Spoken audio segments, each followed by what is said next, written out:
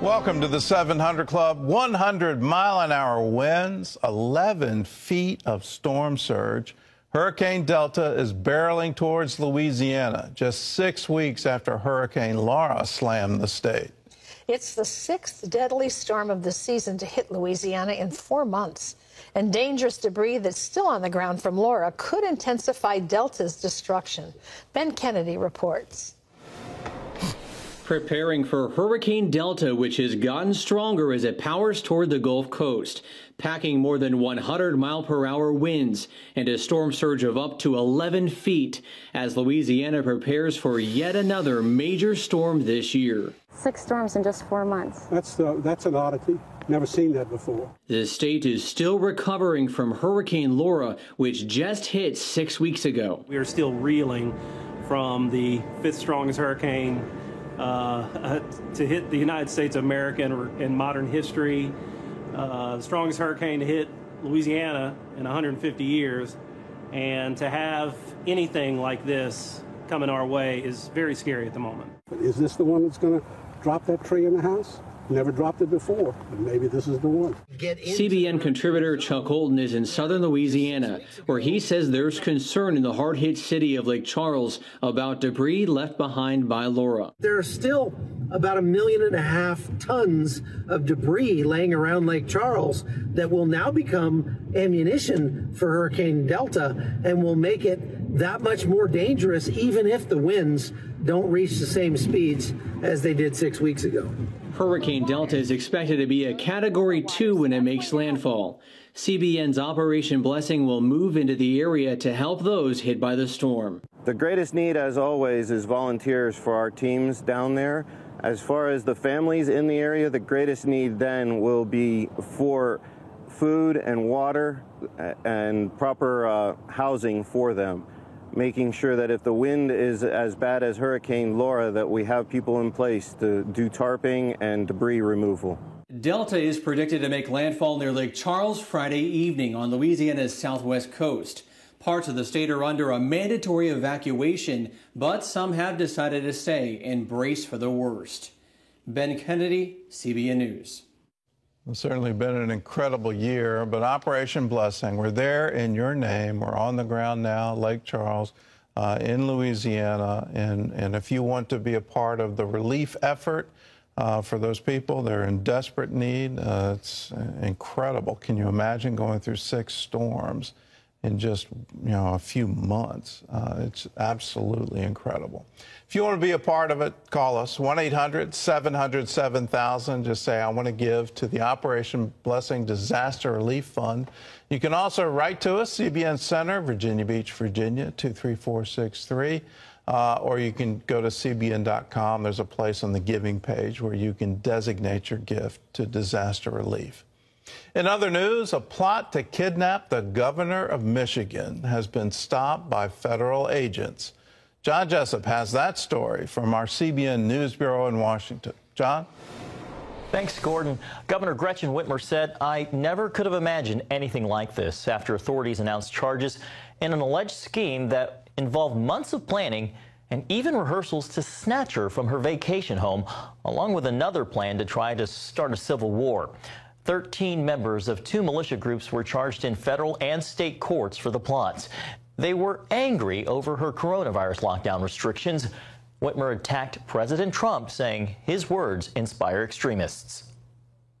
Just last week, the President of the United States stood before the American people and refused to condemn white supremacists and hate groups like these 2 Michigan militia groups. There was no indication in the criminal complaint that the arrested men were inspired by the president, and Trump fired back, tweeting that his Justice Department stopped the plot and that he doesn't tolerate any extreme violence. Well, turning now to the debate over the next presidential debate, it looks like the town hall event between President Trump and Joe Biden, scheduled for next Thursday, almost certainly won't happen after the debate commission announced it would go virtual. The president said he wouldn't do it if it wasn't in person. The final debate, set for October 22nd, appears likely to go ahead. Trump doctor Navy Commander Sean Conley says the president has completed his course of therapy and can resume campaigning this weekend. Well, with America's political divisions running extremely deep, a national security expert is sounding the alarm about a growing threat to the homeland. CBN national security correspondent Eric Phillips explains. Bradley Bowman leads the Center on Military and Political Power at the Foundation for the Defense of Democracies. He tells me how in the past, political division in the U.S. carried little to no consequence to national security. But that time is not now. This is scary what we're doing right now. By our own divisiveness, we are making ourselves less safe. Military analyst Brad Bowman believes the current division is unprecedented and the implications stretch well beyond our borders. Russia has been trying to hurt and divide democracy, American democracy, since the 1920s. So this is not new. What they most want is they want to pit the extremes against each other. So, they want to pit the far right against the far left, and so that we tear each other apart. They want to say that our authoritarian model, their authoritarian model, is better than ours. Look at America. Look at that horrific debate. They can't even talk to each other in a civil way. Look at the riots. Look at the violence. And so we really are playing right into their hands. Bowman says diversity is America's greatest strength, what he calls its center of gravity. It's why he's critically concerned. The scary divisions that we're seeing, in my view, along racial lines, economic lines, party lines, to me, our adversaries, particularly Russia and increasingly China, view as an opportunity to attack as our center of gravity of unity. Your political adversary is not your enemy. And if that's the way you think, you're helping Putin more than you're helping our country. And I think you need to hear that directly. Bradley points to Russian interference in the 2016 presidential election and further alleged interference now in 2020. But he says that's just one example of how the cancer of division spreading in our land leaves us more susceptible to outside influence. Unify your team, divide the other team, and that's how you win. And gosh darn it, we're dividing our own team right now. We can't be our own worst enemies.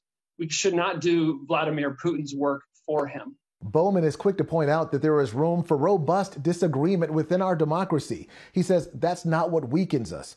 The problem is when we see fellow Americans as our enemies simply because they have different views. Eric Phillips, CBN News.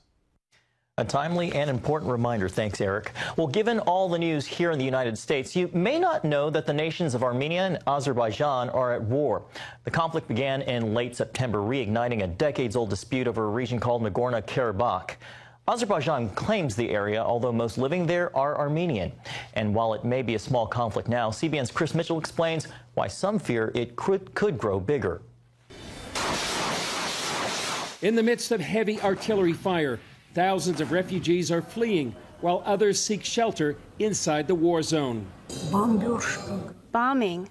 Buildings and houses are destroyed. We are so afraid of it. How can one stand it? How long will it last? The disputed area of Nagorno-Karabakh sits here between Armenia and Azerbaijan. When the Soviet Union fell in 1991, this self-governed region of Azerbaijan voted to join Armenia.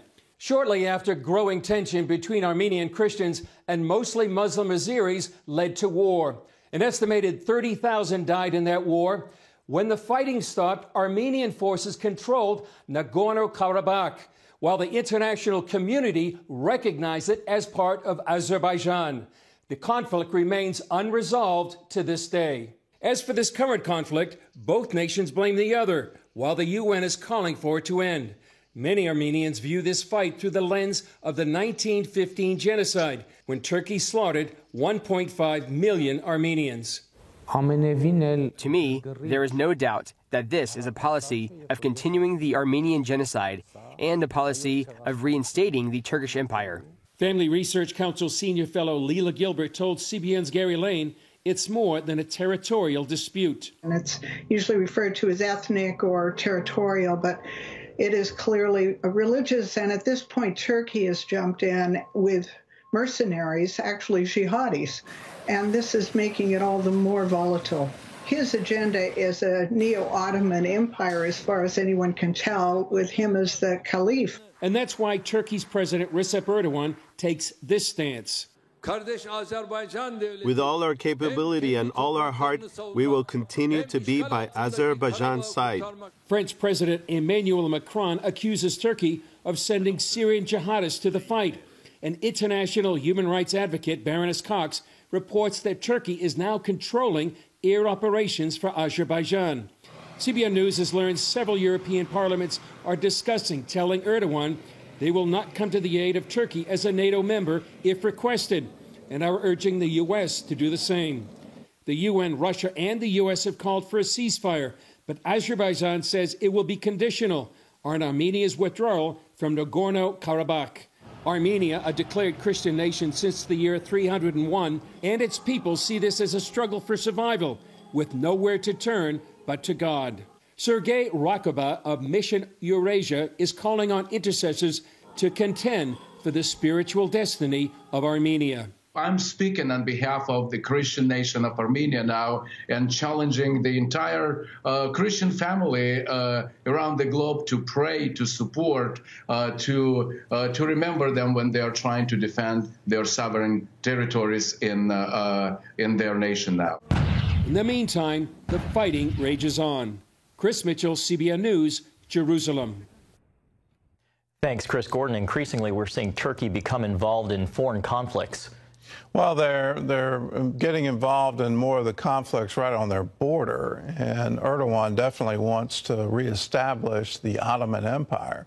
And so the recent incursions into Syria, but to see Armenia blow up again, it should be of concern to every Christian everywhere. This is the oldest Christian nation in the world. You go back to 301, that's before the Edict of Toleration that Constantine put forward in 311. So it predates it by a decade. It's the oldest Christian nation on the planet. You go back 100 years and the Armenian genocide, where the Turks, the Muslim Turks, literally sought to wipe them out and eliminate them from the planet. So to see Turkey and Armenia at the brink of war and open conflict over this area, and don't buy into some kind of territorial dispute. The people living in the area in dispute are ethnic Armenian and are Christian, and surrounding them are Muslims. So you have to look at this as a religious conflict fundamentally, and then an ethnic conflict after that. But every Christian should be concerned about what's happening in Armenia today. Terry? Yes, we're praying for America. It's good to add Armenia to that list because it's a wonderful place.